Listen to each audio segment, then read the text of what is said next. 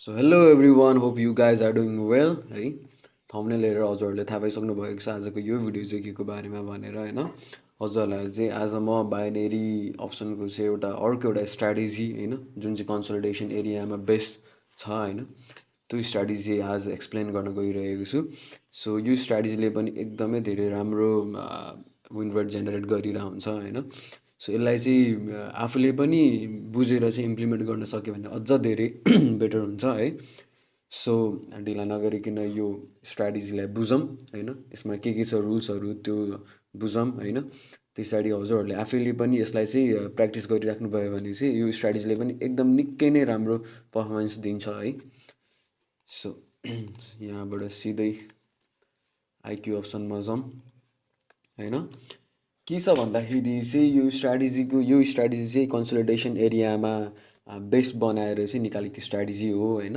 Consolidation area भनेर चाहिँ कस्तो हो भन्दाखेरि चाहिँ मार्केट चाहिँ आएर चाहिँ कुनै ट्रेन्डबाट आइरहेछ होइन मोमेन्टमबाट आइरहेछ र कुनै एक ठाउँमा चाहिँ कुनै एउटा स्पेसिफिक एरियामा चाहिँ मार्केट चाहिँ जाम भइरहेछ क्या एकदम त्यहाँ चाहिँ कन्सोलिडेट भइरहेछ क्या एकदम ट्र्याप भइरहेछ क्या मार्केट चाहिँ थाहा छैन मार्केट अब त्यहाँ त्यो एरियाबाट माथि जान्छ कि तल जान्छ कि होइन त्यो एउटा एरियामा ट्र्याप हुनुलाई नै कन्सोलिडेसन एरिया भनेर भनिन्छ होइन त्यो कन्सोलिडेसन एरियामा चाहिँ के हुन्छ कस्तो हुन्छ भन्दाखेरि त्यहाँ चाहिँ कसरी कन्सोलिडेसन एरिया चाहिँ बनिरहेछ भनेर कसरी थाहा पाउने भन्दाखेरि चाहिँ फर्स्टमा रुल चाहिँ त्यहाँ चाहिँ के हुन्छ भन्दाखेरि चाहिँ red green green red red green green red यसरी स्विच भइरहेको हुन्छ क्या क्यान्डलस्टिकहरू चाहिँ कि जस्तै यहाँ भइरहेछ नि यहाँ भइरहेछ हो यसरी क्यान्डलस्टिक्सहरू चाहिँ स्विच भइरहेको हुन्छ क्या होइन अनि अर्को के हुन्छ भन्दाखेरि चाहिँ रिभर्सल क्यान्डलस्टिक रिभर्सल प्याटर्न्स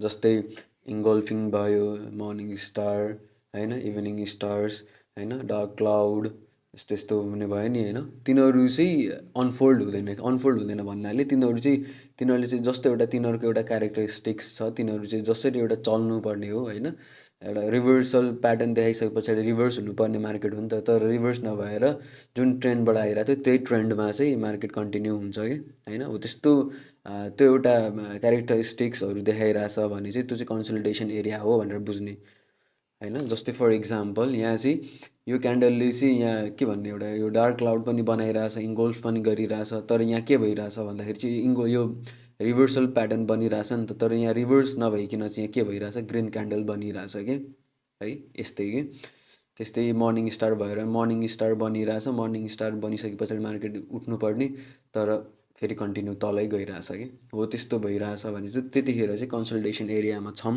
यो स्ट्राटेजीभित्र छौँ भनेर बुझ्ने है त सो मैले एउटा सुरुमा रुल के भने भन्दाखेरि red green green red switch हुन्छ फर्स्ट रुल होइन त्यस पछाडि रिभर्सल क्यान्डलस्टिकहरू चाहिँ भने जसरी अनफोल्ड हुँदैन त्यो अर्को रुल होइन र ट्रेड गर्दाखेरि अब ट्रेड कसरी गर्ने भन्ने चिज छ होइन अनि ट्रेड गर्दाखेरि चाहिँ हामी त्यो एरियाभित्र ट्रेड गर्छौँ क्या त्यो कन्सल्टेसन एरियाभित्र ट्रेड गर्छौँ होइन तर त्यो ट्रेड गर्दाखेरि चाहिँ हामीले कल ट्रेड गरिरहेछौँ भने पछाडिको क्यान्डल रेड हुन जरुरी छ होइन र हामीले पुट ट्रेड गरिरहेछौँ भने पछाडिको क्यान्डल ग्रिन हुन जरुरी छ जस्तै यहाँ हामीले कल ट्रेड गरिरहेछौँ भने पछाडिको क्यान्डल रेड हुन जरुरी छ हामीले पुट ट्रेड गर्दैछौँ भने पछाडिको क्यान्डल ग्रिन हुन जरुरी छ रेड ग्रिन स्विच हुन्छ नि त कन्सोलिडेसन एरियामा है र अब ट्रेड गर्नको लागि एउटा त्यो तरिका भयो अब ट्रेड कहाँ गर्ने भन्दाखेरि चाहिँ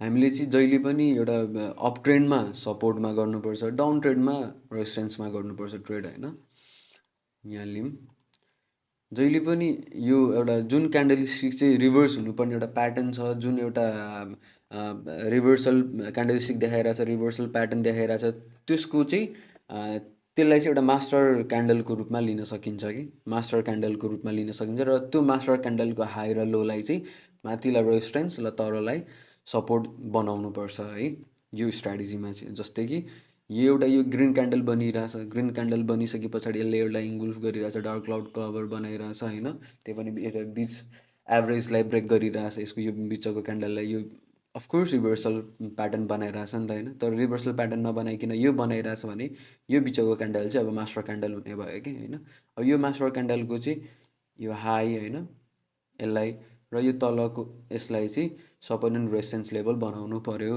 है त। अनि एक्ज्याक्टली त्यही नै हो होइन। अनि अब त्यस पछाडि चाहिँ अब यसलाई चाहिँ अब ट्रेड गर्दाखेरि चाहिँ है त, अब यहीँ हेरौँ होइन।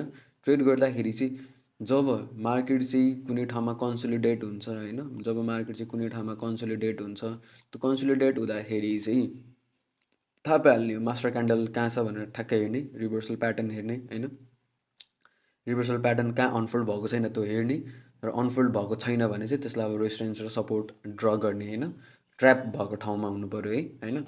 अनि अब ट्रेड गर्दाखेरि चाहिँ होइन म्याटर गरेन, अब हामी अझ मोमेन्टममा आइरहेछौँ होइन, हामी चाहिँ अझ मोमेन्टम पकाएर डाउन ट्रेन्डमा मजाले डाउन ट्रेन्डमा आइरहेछौँ भने चाहिँ होइन, त्यतिखेर चाहिँ रेजिस्टेन्समा मात्रै ट्रेड गर्ने होइन। यो चाहिँ अझ एक्युरेसी बढाउनुको लागि। र हामी चाहिँ तल यहाँ तल अप ट्रेन्डबाट आइरहेछौँ र कन्सोलिडेसन एरिया बनाइरहेछ भने चाहिँ त्यतिखेर चाहिँ सपोर्टमा मात्रै ट्रेड गर्ने है त, यहाँ सपोर्टमा मात्रै ट्रेड गर्ने एक्युरेसी अझ बढाउनुको लागि। तर त्यति खासै धेरै फरक त पर्दैन होइन। सो अब ट्रेड गर्दाखेरि चाहिँ होइन, ट्रेड गर्दाखेरि चाहिँ जहिले पनि मैले रुल्सहरू हजुरलाई भनेको छु होइन। फर्स्टमा रुल रेड ग्रिन स्विच हुन्छ त्यो ध्यान राख्ने, सपोर्ट एन्ड रेजिस्टेन्समा मात्र ट्रेड गर्ने, प्रिभियस क्यान्डल चाहिँ अपोजिट कलरको जुन हामी जुन पुट गरिरहेछौँ भने पछाडिको क्यान्डल अपोजिट कलरको हुन जरुरी छ होइन, कल गरिरहेछौँ भने अफकोर्स पछाडिको क्यान्डल अपोजिट कलरको हुन जरुरी छ होइन। तर अनि अर्को कुरा रिभर्सल प्याटर्न चाहिँ अनफोल्ड भएको हुनु हुँदैन है त। सो अब यहाँ हेर्ने है त के छ भन्दाखेरि चाहिँ यहाँ अब यो क्यान्डल स्टिकलाई चाहिँ यसले यो रिभर्सल प्याटर्न बनिरहेछ होइन, र रिभर्सल प्याटर्न बनिसके पछाडि यसलाई चाहिँ एउटा मास्टर क्यान्डलको रूपमा लिन सकिन्छ भनेर भनिरहेको थिएँ मैले होइन। सो अब जब मार्केट चाहिँ यहाँ आउँछ होइन, जब मार्केट चाहिँ यहाँ सपोर्टमा आउँछ त्यतिखेर कल गर्ने है त, र जब मार्केट चाहिँ यहाँ माथि यो लेभलमा आउँछ त्यतिखेर पुट गर्ने है त। अब यहाँ एउटा ब्रेक गरिरहेछ, यो ब्रेक गरिरहेछ भनेर भन्नुभयो होला, भन्ने लागिरह होला। मैले के भनेको छु भन्दाखेरि प्रिभियस क्यान्डल चाहिँ अपोजिट कलरको हुन जरुरी छ होइन, प्रिभियस क्यान्डल अपोजिट कलरको हुन जरुरी छ। र यहाँ के भइरहेछ भन्दाखेरि चाहिँ एउटा यहाँ यसले कङ्कर गरिसकेको छ एउटा होइन, यो विकले चाहिँ एउटा हायर हाई कङ्कर गरिसकेको छ, र यो अर्को एउटा क्यान्डल चाहिँ फेरि यसले यो हायर हाईलाई ब्रेक गरिरहेछ नि त होइन। सो अफकोर्स एउटा क्यान्डल चाहिँ कङ्कर गर्न जान्छ कि भन्ने त्यो एउटा अज्युम्सन्स गर्न सकिन्छ होइन। अनि अर्को एउटा कुरा त यो क्यान्डल कति धेरै कुराहरू छ कि यो क्यान्डल चाहिँ अब यो ठ्याक्कै यहाँ आएर सकिरहेछ होइन। यहाँ चाहिँ अर्को के पनि भइरहेछ भन्दाखेरि चाहिँ लस अफ मोमेन्टम पनि भइरहेछ क्या है, लस अफ मोमेन्टम पनि भइरहेछ। यहाँ चाहिँ के भन्छ प्रोसेस अफ इलिमिनेसन पनि भइरहेछ कि है, यहाँ चाहिँ प्रोसेस अफ इलिमिनेसन भइरहेछ। र त्यही भएर पनि हामी यहाँ डाउन ट्रेन्डबाट आइरहेको थियौँ। मैले अरू एउटा भिडियोमा भनेको थिएँ प्रिभियस भिडियोमा, जुन मेजर ट्रेन्ड माइनर ट्रेन्ड जता छ हामीले त्यतैतिर प्रोसेस अफ इलिमिनेसन गर्नुपर्छ भनेर। सो अफकोर्स यो क्यान्डल रेड हुन्छ भनेर अफकोर्स थाहा थियो कि है।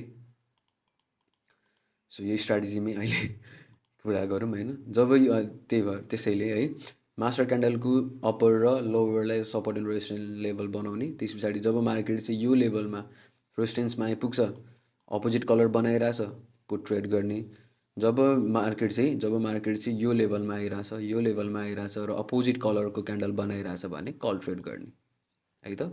क्लियर भयो होला सायद। हामी अरू पनि इक्जाम्पल हेरौँ युरो जिबिपीमा, युरो युएसडीमा हेरौँ है त। मैले यहाँ पनि यसरी यहाँ अगाडि नै उ गरेर राखिरहेको छु। अब यहाँ पनि हेरौँ यस्तो हुन्छ ल, यतिमै गरौँ है त। सो यहाँ पनि के भइरहेछ भन्दाखेरि चाहिँ होइन, यो क्यान्डल यहाँ हेर्नु यो रिभर्सल प्याटर्न बनाइरहेछ होइन। रिभर्सल प्याटर्न बनाइसकेपछि रिभर्सल प्याटर्न अनफोल्ड भएन भनिसके पछाडि चाहिँ होइन यहाँ यसो गर्ने होइन। अब ठुलो क्यान्डल छ भने चाहिँ सरी, ठुलो क्यान्डल छ भने चाहिँ यसो गर्दा नि भयो, यसो गर्दा नि भयो, यसो गर्दा नि भयो।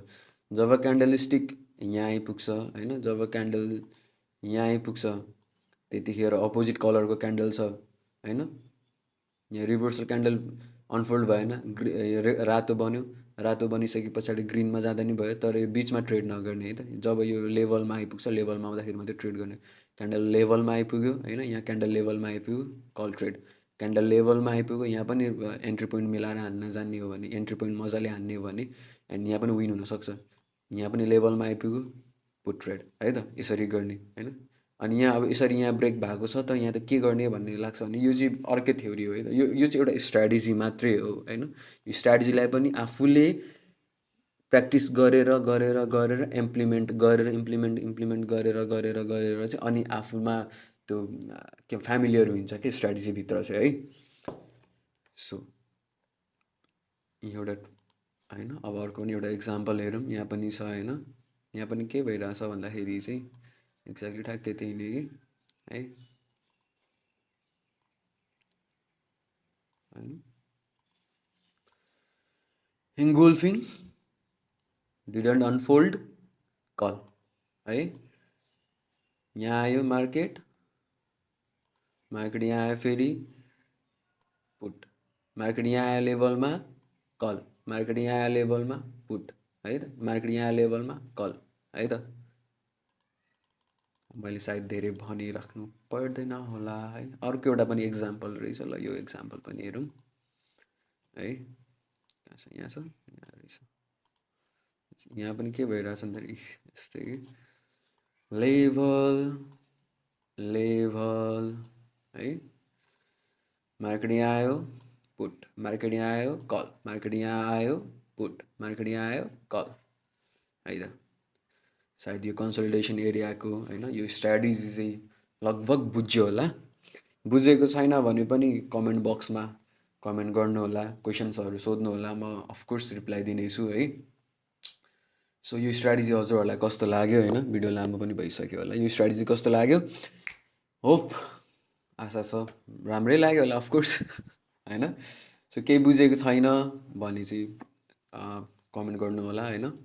अनि भिडियोमा लाइक पनि गरिदिनु होला, सकेसम्म सेयर पनि गर्नु होला आफ्नो साथीहरूलाई होइन, ट्रेडर्सहरूलाई। सो यति नै भन्दै यो भिडियोलाई यहाँ एन्ड गरौँ, हस् त, बाई बाई।